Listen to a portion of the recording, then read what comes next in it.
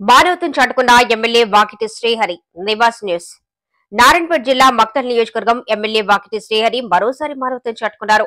శుక్రవారం హైదరాబాద్ నుంచి మక్తల్కు వస్తుండగా షాద్ నగర్ బైపాస్ రోడ్ లో యువకుడు రోడ్డు ప్రమాదంలో గాయపడ్డాడు.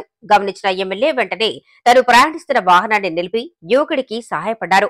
అపస్మారక స్థితిలో ఉన్న బాధితుడికి మంచినీరు అందించి అంబులెన్స్ తెప్పించి వైద్యం కొరకు దగ్గరలోని ఆసుపత్రికి పంపించారు.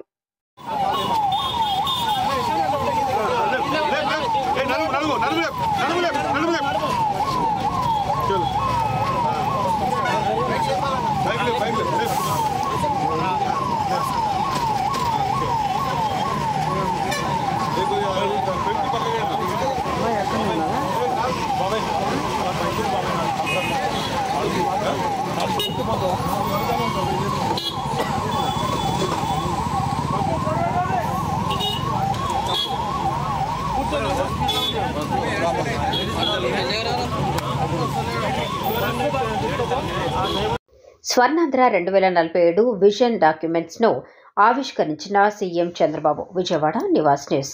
స్వర్ణాంధ్ర 2047 విజన్ డాక్యుమెంట్స్ ను సీఎం చంద్రబాబు ఆవిష్కరించారు. 10 సూత్రాలు ఒక విజన్ పేరిట డాక్యుమెంట్స్ రూపొందించారు.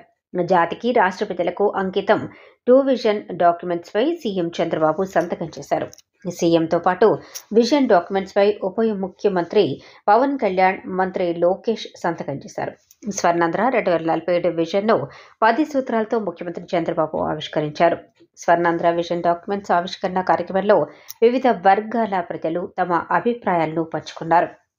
ఆక్వా ఉత్పత్తుల రవాణాలో ఇబ్బందులు పరిష్కరించాలని ఆక్వా రైతులు కోరారు.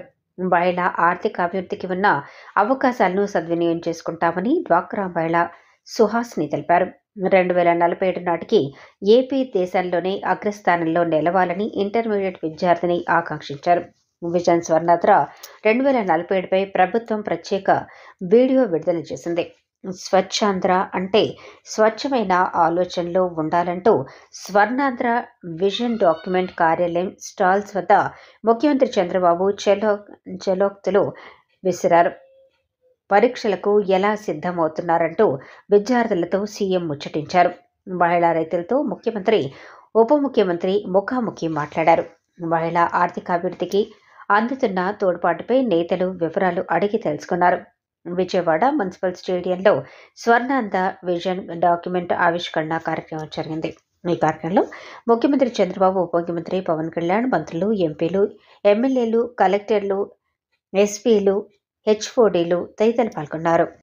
రాష్ట్ర శ్రేయస్సు, సృజనాత్మకత మరియు సమ్మిళితంగా ప్రపంచవ్యాప్తంగా గుర్తింపు పొందాలి అని ఈ సందర్భంగా ఆ తెలుగు తల్లిని స్మరించుకుంటూ మన స్టేట్ సాంగ్ అయినటువంటి మా తెలుగు తల్లి అందరినీ లేచి నిలబడవలసిందిగా సవినంగా మనవి చేస్తున్నాం.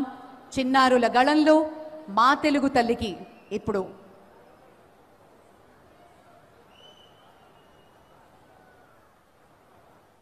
Cine hero Allu Arjun arrest. Hyderabad. Nivas news.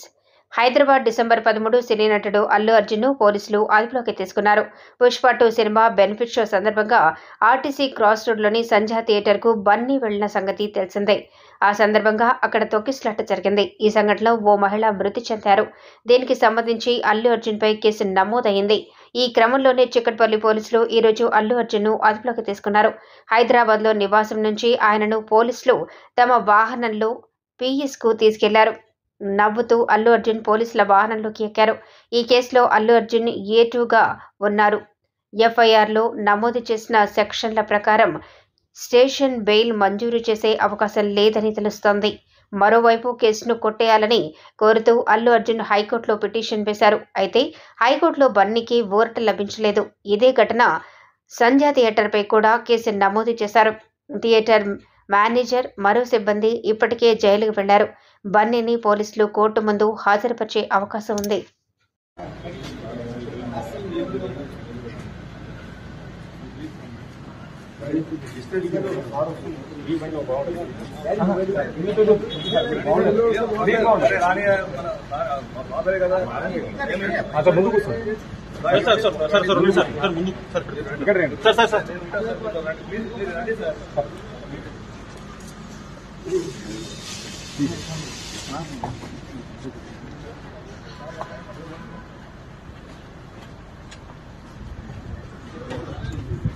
ఒక్క నిమిషం.